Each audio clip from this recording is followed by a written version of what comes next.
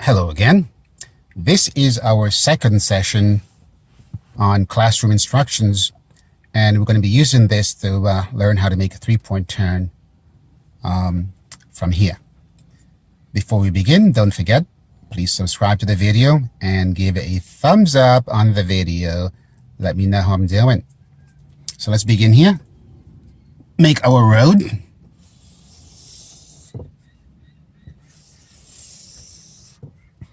So to begin the three-point turn, we need to curb stop first. So here we are approaching from this direction here, as you can see. And the examiner or the driving instructor asks you to curb stop. The first thing you have to do is to signal right. Of course, you have to slow down. And you can turn the wheel about a quarter turn right, the steering wheel. You're going to pull over to the curb and stop. When you stop at the curb, you need to be about 1 foot or less from the curb. You do not need to be up against the curb because you don't want to damage the car. As a rookie driver, a student who learn how to drive, most students tend to get too close to the curb and risk damaging the car. And yes, our instructors and DMV people are aware of this fact. As you get better and your judgment increases and your sense of responsibility is better, you'll tend to stop a bit farther from the curb. But you must be within 1 foot of the curb or less to qualify as a good curb stop or a park or a successful parallel park. Now that we're here at the curb, we're about to begin our three-point turn. As in session number 1, we know how to leave the curb already, so we're not going to go over that too much. However, to begin your three-point turn, when the car is in drive and your foot stays on the brake pedal all throughout the maneuver, unless you need to use the gas pedal, you use the brake pedal only along with the idle speed of the engine. If somebody's approaching from in front, as in this direction, the car is coming from that way, you must wait until they pass. Anyone approaching from the rear must yield to them also. So you must wait until they have gone by before you make your three-point turn or begin to make it. If, however, this vehicle approaching stops and the vehicle behind you stops, you can begin to make your three-point turn. It's always better to let them go in case they're close, because for the road test, it's just a better decision. Now, to begin the three-point turn, you're going to signal left. Check your mirrors above your head, left mirror. Look around in your blind spot, which I showed you in session number 1. Then you begin to pull across the road. As you go across like this, it becomes perpendicular in the road like this, and that becomes 1 of 3, because it's a three-point turn, therefore 3 moves. Since you cannot go all the way across and go around to make a U-turn, which is not what they're asking you to do, you have to back up. So when you put the car in reverse and you back up, this is the most important part because students tend to back up into objects like trees, fire hydrants, and poles behind them, including the curb. When you back up, you must look over your right shoulder and your left shoulder behind you. If you have a camera, you must not use the camera exclusively. You can check the camera, but you must look over your right shoulder, then your left shoulder, and be aware of any trees behind you or fire hydrant or pole. That becomes number 2. Now to finish the three-point turn, you need to go to the left once again. Before you go to the left, which is number 3, so 1, 2, 3, you must look and make sure the car is approaching from the right side, in front of you, is not going to pass you. So therefore, you must look right to make sure it's clear before you actually finish the three-point turn. And then you will go. What happens sometimes is this person over here will sometimes become impatient, and while you're finishing the three-point turn to go that way, they try to pass by you. And if there's a close situation here regarding a possible collision, the DMV examiner will fail you, the student driver, for not being cautious enough. Yes, it's your right of way to complete the three-point turn, but it must be done safely. Also, when you finish the three-point turn, you must not drive on the wrong side of the road. You must finish and return to the correct side of the road where you belong, okay? So be sure to drive on your side of the road based on your steering control. Otherwise, it can be misconstrued as poor steering control if your car ends up going that way as opposed to going straight ahead. And that concludes your three-point turn. There's some things that can go wrong with a three-point turn regarding steering. I don't want to go too far into that, but I can give you an example. So here we are stopped at the curb, and we're going to make a three-point turn. What happens with some students is they become confused with the steering wheel.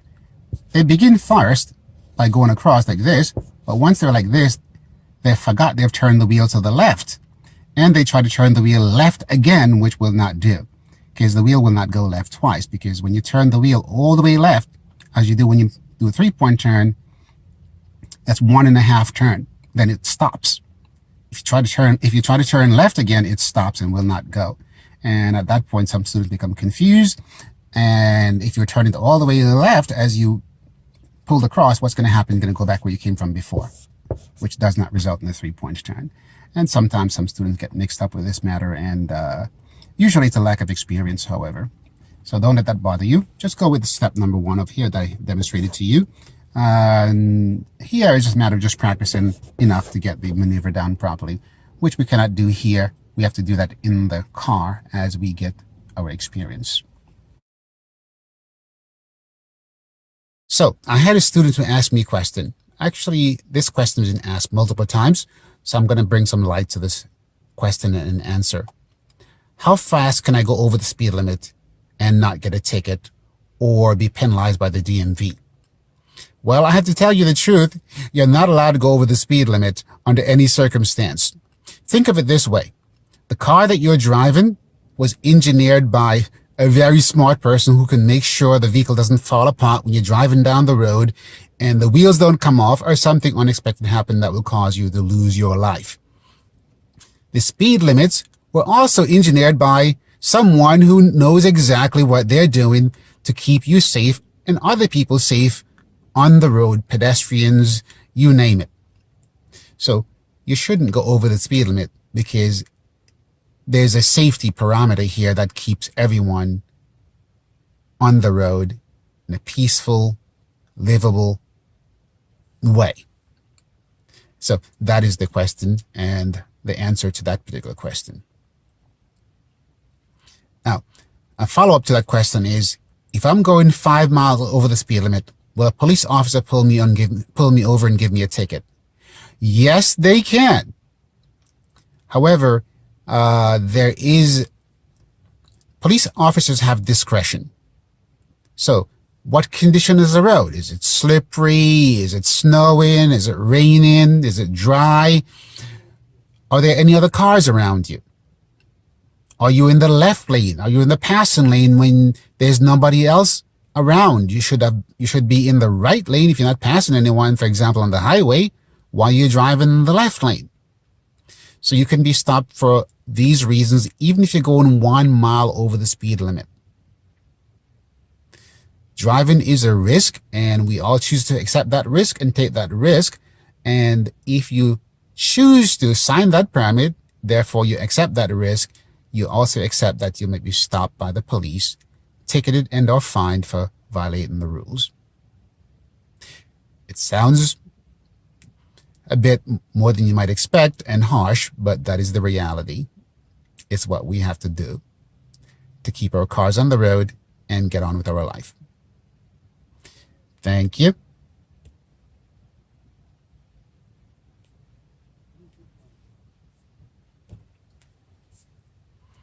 Now, here's another question. I have a question from Christine. She has a question. Roy, how come everybody is always speeding? When I'm practicing driving with my driving instructor, everyone speeds by, they honk, and they misbehave.